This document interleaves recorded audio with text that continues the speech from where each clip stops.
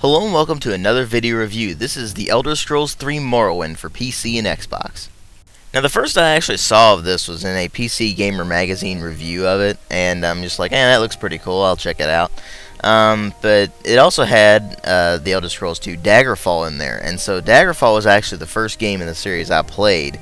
Then I played Morrowind, then Arena, then Oblivion. So basically what you ended up having was this just random assortment of Elder Scrolls games, and I basically ended up comparing everything to Morrowind for a while.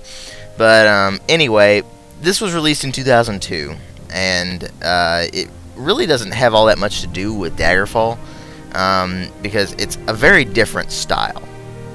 Now while they don't look like much by today's standards, back in 2002 these graphics were mind-blowing. No one had ever really seen pixel-shaded water before, or all this high-res textures for the time, or the well-done modeling. What the problem presented itself was in the animations. They're very sluggish, they're very clunky, they look really awkward. They're just terrible all around. But eventually you just get used to it and don't really care too much. But for someone who's been playing games and from even earlier times and found the animations even better. I mean, I've seen better animations in Quake 3, and that was in 1999. So, I mean, really, the animations in this game are absolutely abysmal. But the overall presentation of the graphics is actually very well done, simply because the art style they chose to do with Morrowind is this sort of barren, rocky landscape, and it works extremely well. It just really helps to draw you into this world. Now, the sound design's a different story altogether. First off, the music. It's a well-done soundtrack. It's by Jeremy Soule, and he wrote the soundtracks for Oblivion, Neverwinter Nights, Icewind Dale, Total Annihilation, all sorts of awesome games and awesome soundtracks. And apart from the Morrowind theme, nothing fits. Really, that's the problem with the music. Nothing in the game fits the music.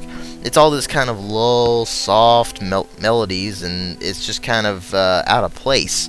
I mean, you're in a barren landscape. You'd expect everything to be kind of dark and moody and everything. But everything's all happy, happy, joy, joy, and all this kind of stuff. So it really just doesn't fit very well. And of course, the battle music just isn't hectic and bombastic enough. But anyway, then you have the sound effects, which are pretty lackluster. Nothing really sounds like it fits very well. Whenever you hit somebody with a sword, for instance, it sounds like you've whacked them upside the head with your bare hand. I mean, stuff like that. It just doesn't sound all that great. It works okay, it just doesn't sound all that great. Then you have the voice acting, which is decent considering that there's no spoken dialogue. They just kind of say stuff as they walk by. And, I mean, everybody uses the different dialects and stuff, too. Like, the Dark Elves, for instance, will actually speak Dark Elvish occasionally. And, the awesome thing about them is they talk like this all the time. And, so it really helps to draw you into this harsh land of Morrowind, but they're completely different from their Oblivion brethren. I don't know why they did that. I guess it was just a stylistic choice or voice actor choice or something. I don't know. But I mean, really, the voice acting it just feels out of place, because when they're doing all these dialects and stuff, you look at the text in the dialogues, because none of the dialogue is spoken, and it's all perfect English, or whatever language you happen to be playing the game in. So it just feels out of place and weird when you're just looking at the dialogue versus the voice acting. So anyway, now of course, where Morrowind fails in presentation, it more than makes up for it in gameplay, and unfortunately not in the storyline. That's not to say the storyline's bad. It's still pretty good. It's just that it's too short and it's too non-existent.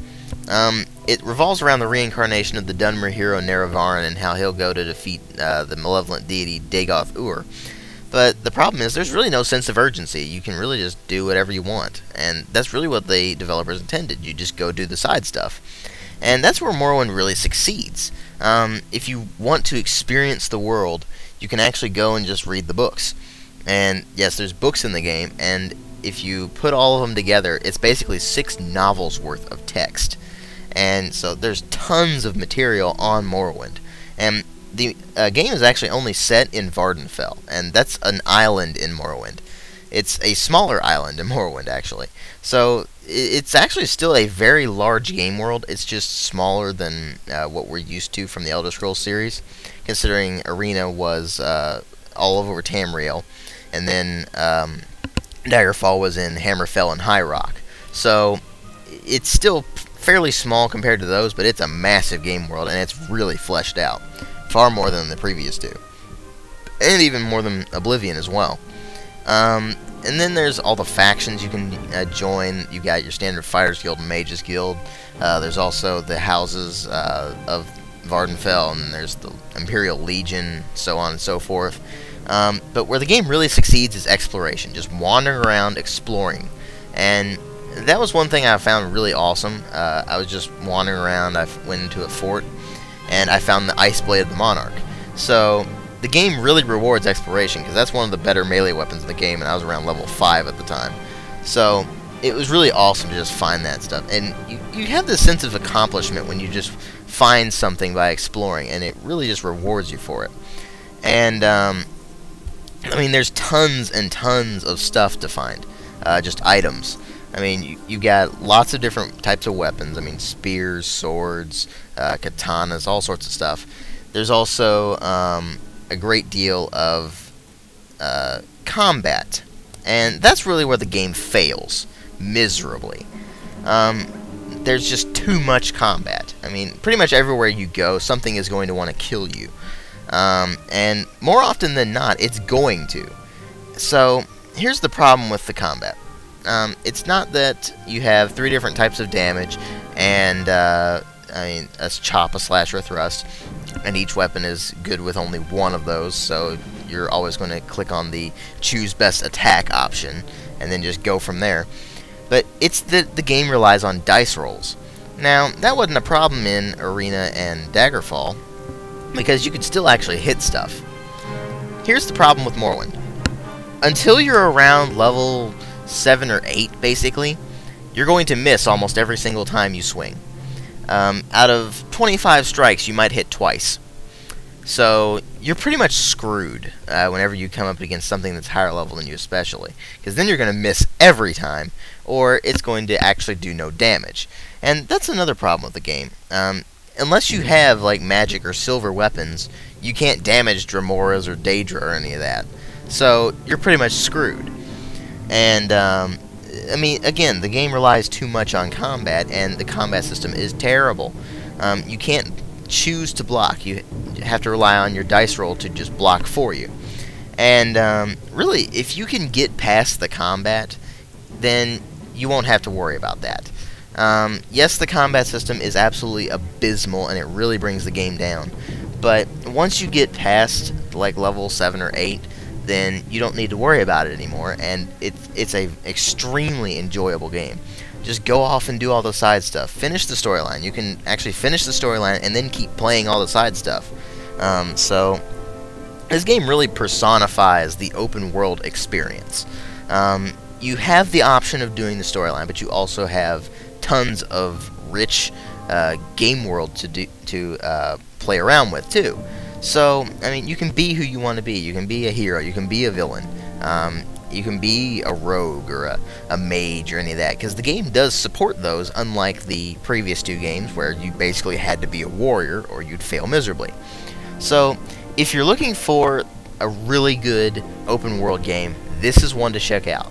But the problem is the combat system is definitely not for people who are used to something like Oblivion, where if you're close enough, you're going to hit them.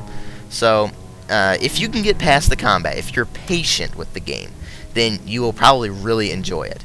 But if you're impatient, you want to get to the nitty-gritty of things, then you're really not going to like Morrowind. But I really have a good time playing Morrowind. I give it a 4 out of 5, and thanks for watching.